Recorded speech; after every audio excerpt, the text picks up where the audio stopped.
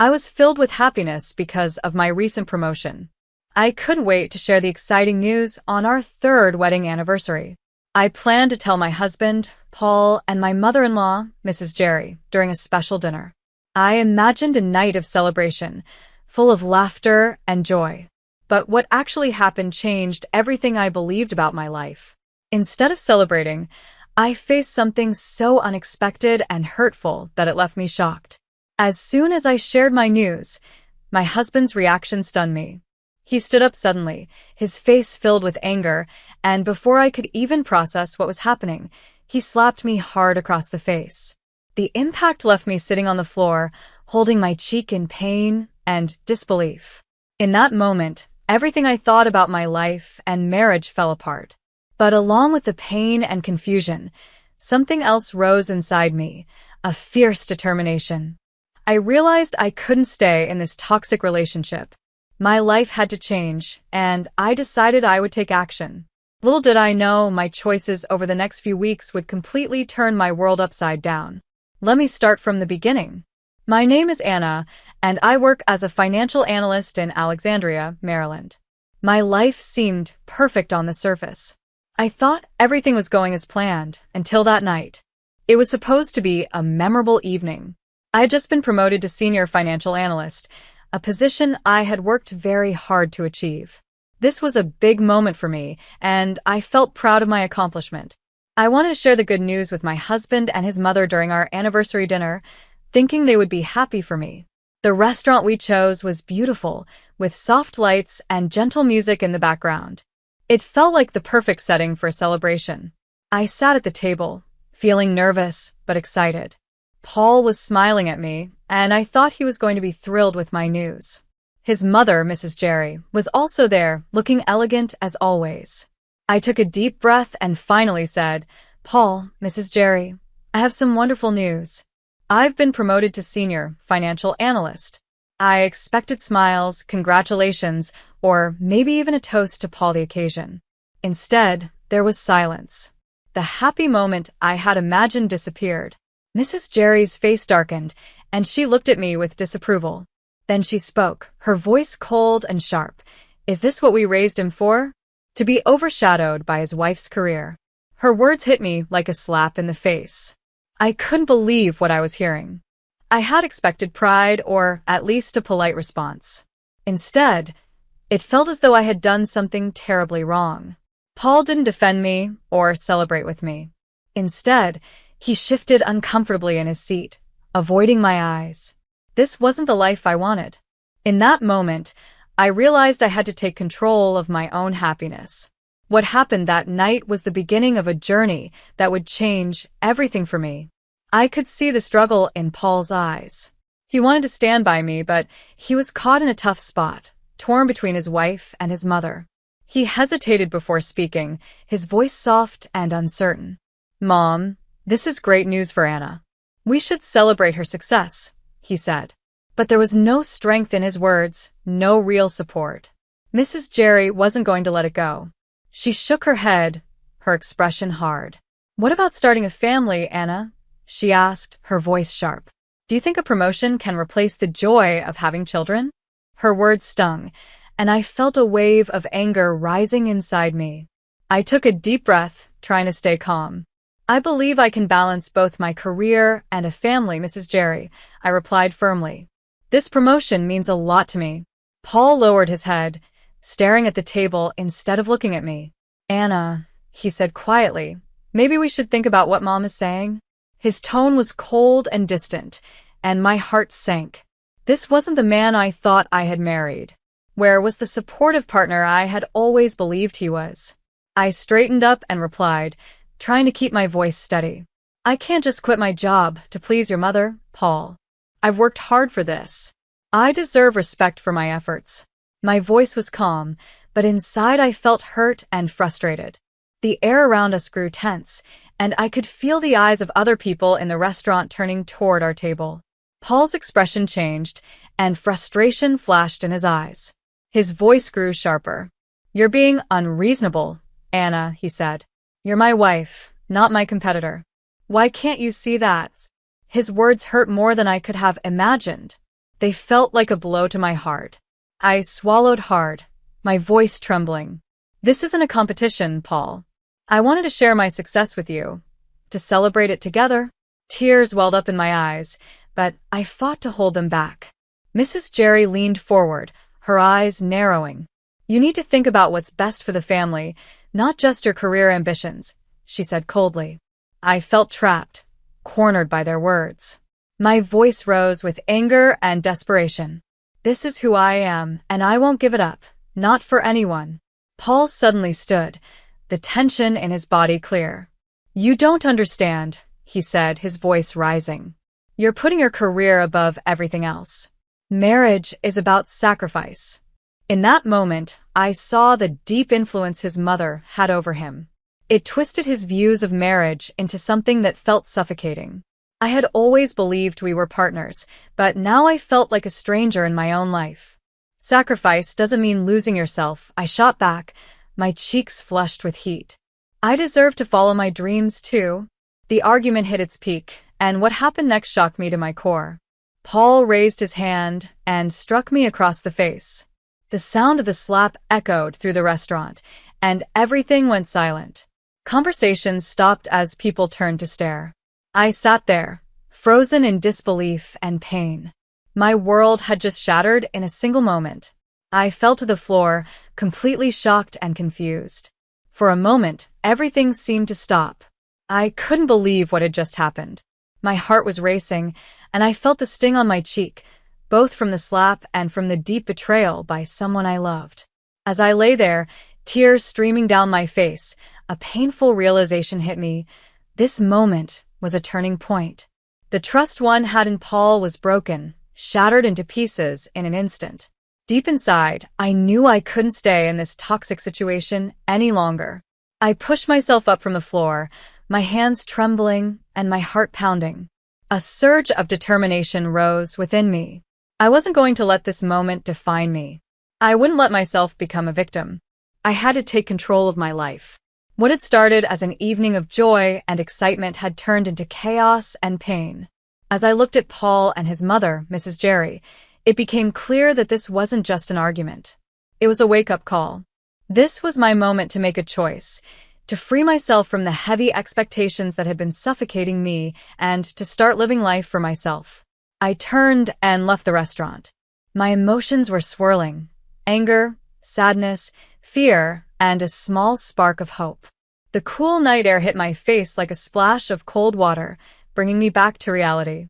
I felt humiliated, not only by Paul's actions, but by how the whole evening had unfolded. It was supposed to be a night of celebration, but it had turned into a nightmare. As I drove home, I replayed the events of the night over and over in my head. How had things reached this point? How had the man I loved and trusted raised his hand against me? And how had his mother's influence managed to turn him against me?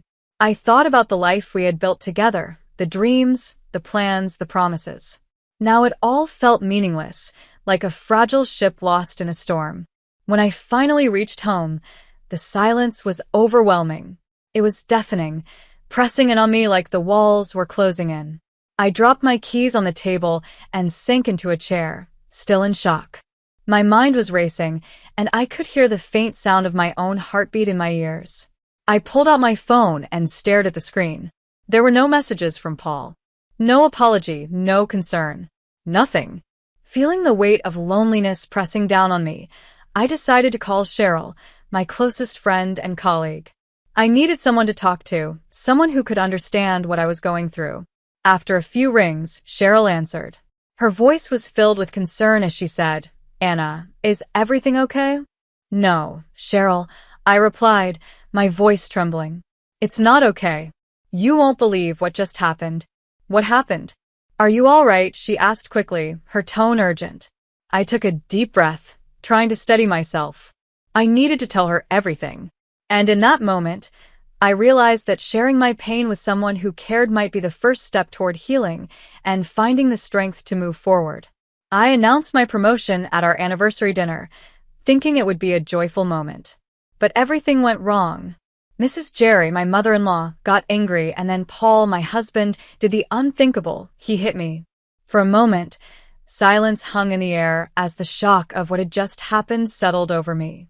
When I called Cheryl, my closest friend, her voice was filled with worry. "Oh my God, Anna. Are you hurt?" she asked, her tone rising with alarm. "I'm fine physically," I replied, my voice trembling. "But emotionally, I don't know.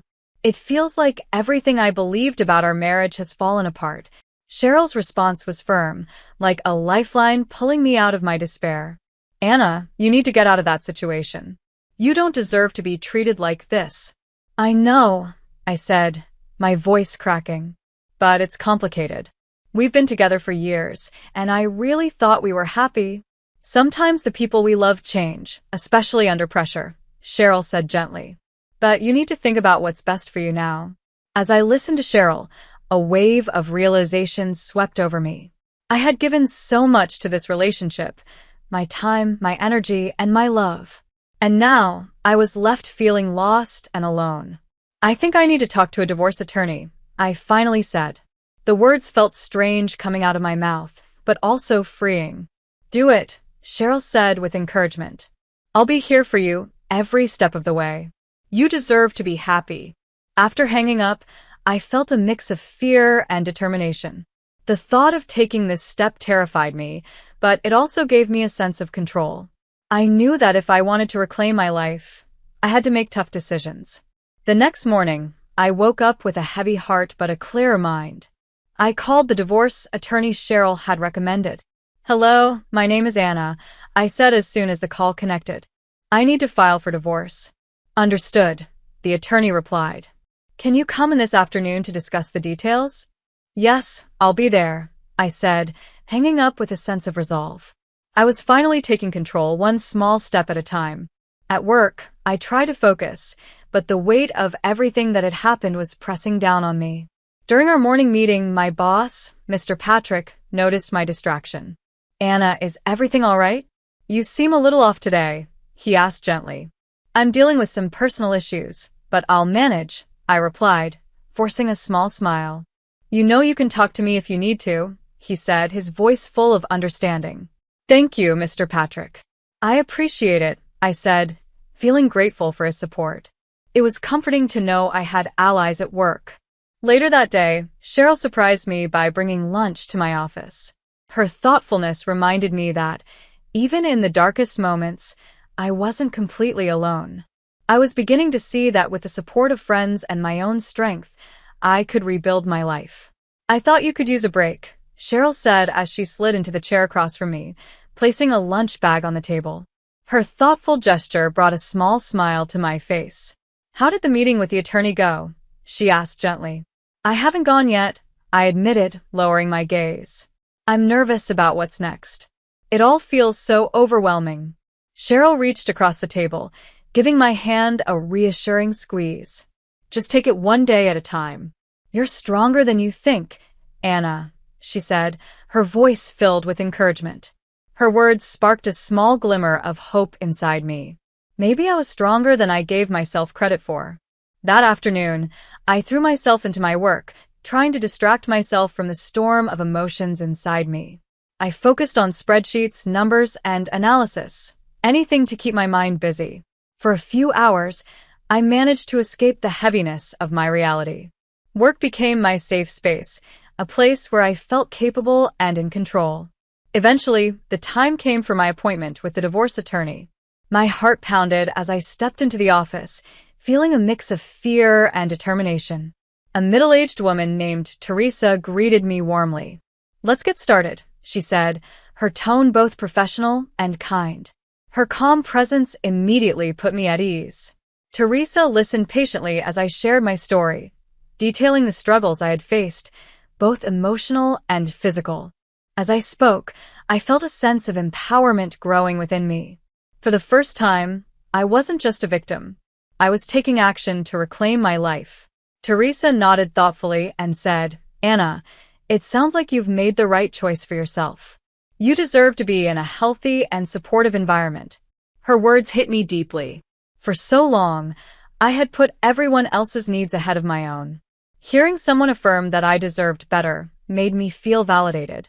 When the meeting ended, I walked out of her office with a mix of anxiety and exhilaration. I had taken the first step toward a new life.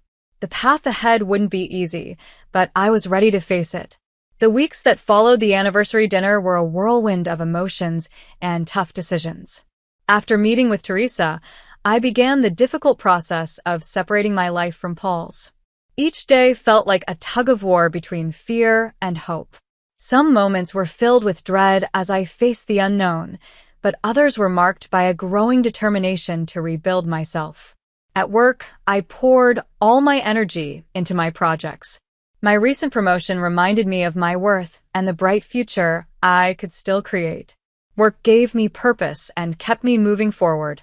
Though the road ahead was uncertain, I held on to the belief that I could find my voice, my strength, and my freedom. I was no longer defined by someone else's expectations. I was learning to define my own. I focused on proving myself, not just to my colleagues, but to myself as well. Work became a place where I could channel my energy and rebuild my confidence.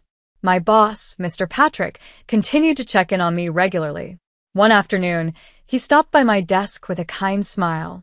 "Anna, you're doing excellent work. If you ever need to talk, I'm here," he said warmly. "Thank you, Mr. Patrick. I really appreciate your support," I replied, feeling genuinely grateful for his understanding. His encouragement reminded me that I wasn't completely alone. One evening, my phone buzzed with a message from Cheryl, my closest friend. It read, "Let's celebrate your new beginning. How about drinks this weekend?" Her message brought a much-needed smile to my face. I realized how much I needed a break, a chance to relax and feel normal again. "Absolutely. I could use some fun," I replied, feeling excitement bubbling inside me. That Wednesday, we met at a lively bar downtown. The atmosphere was warm and energetic, with laughter and music filling the air. As I walked in, I felt a sense of relief, like I was stepping out of the heavy shadow that had been hanging over me. Cheryl waved enthusiastically from a corner table, and I quickly joined her. The weight of the past few weeks started to lift as we sat down. "Cheers to new beginnings," Cheryl exclaimed, raising her glass high. "To new beginnings," I echoed, clinking my glass against hers with a smile. We talked about everything: work, my promotion, and my plans for the future. I shared an idea that had been on my mind for a while. "I want to start a mentorship program for young women in finance," I said, my voice filled with excitement. "I want to help them navigate the challenges I've faced." "That's a brilliant idea," Cheryl said, her face lighting up. "You'd be an amazing mentor." As the evening went on, I felt lighter and more like myself. Laughing and connecting with Cheryl helped me rediscover my passions and dreams. It was exactly what I needed to reignite my spirit.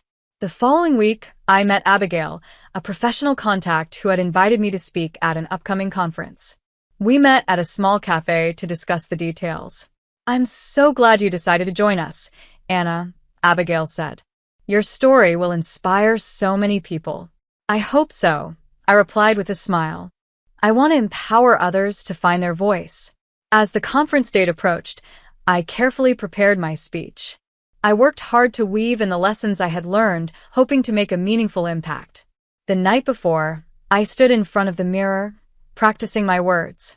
I felt a mix of nerves and excitement, but also a growing sense of purpose. On the day of the conference, I stepped onto the stage, feeling the weight of the moment. The room was filled with women, all eager to hear my story. My heart raced, but as I began to speak, a wave of calm and determination washed over me. "I stand here today as a survivor," I began. "Someone who has faced the storm and come out stronger." I shared my journey, and as I looked around, I saw women nodding in understanding.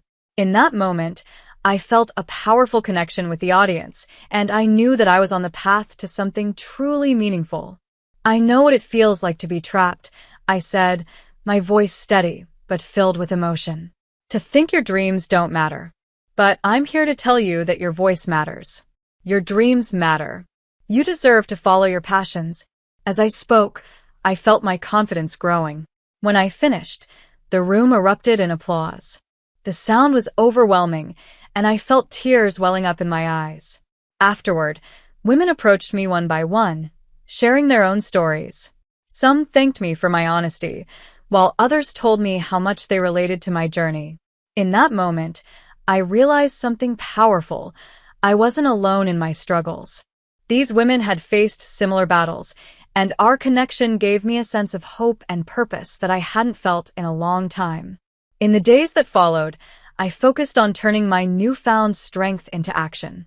I began planning a mentorship program to help young women in finance. I reached out to local universities, hoping to connect with students who were eager to carve their own paths in the industry. This new venture gave me a sense of energy and determination. I was no longer just Anna, someone defined by the expectations of others. I was Anna, a mentor, a leader, and a voice for change. While I moved forward with my new life, Paul continued to reach out to me. He sent messages and left voicemails, apologizing and asking for another chance. But I had made my decision. I ignored his calls and focused on building something meaningful. I was learning to set boundaries and to prioritize my own well-being. One evening, I received a text from Mary, a mutual friend. "Paul's been asking about you," she wrote. "He says he regrets everything." "It's too late for that," I replied. My heart felt heavy, but I was resolute.